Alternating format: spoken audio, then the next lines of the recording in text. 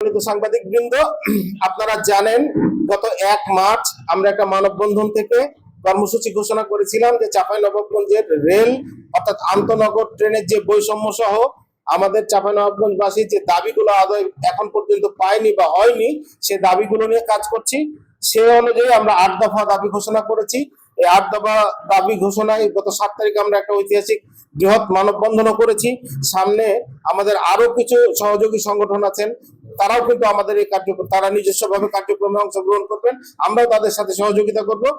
মূল ঘটনা যেটা হচ্ছে, আগামীকাল আমাদের চাঁপাইনবাবগঞ্জ রেলওয়ে স্টেশন থেকে সকল আন্তনগর ট্রেন ছেড়ে যাওয়া সহ 8 দফা দাবিতে আগামীকাল 14 মে বুধবার সকাল 9:30টায় চাঁপাইনবাবগঞ্জ রেলওয়ে স্টেশনে আমরা সুজনের ব্যানারে সর্বস্তরের জনগণ রেলপথ অবরোধ করব এবং পাশাপাশি মানববন্ধন কর্মসূচি পালন করব।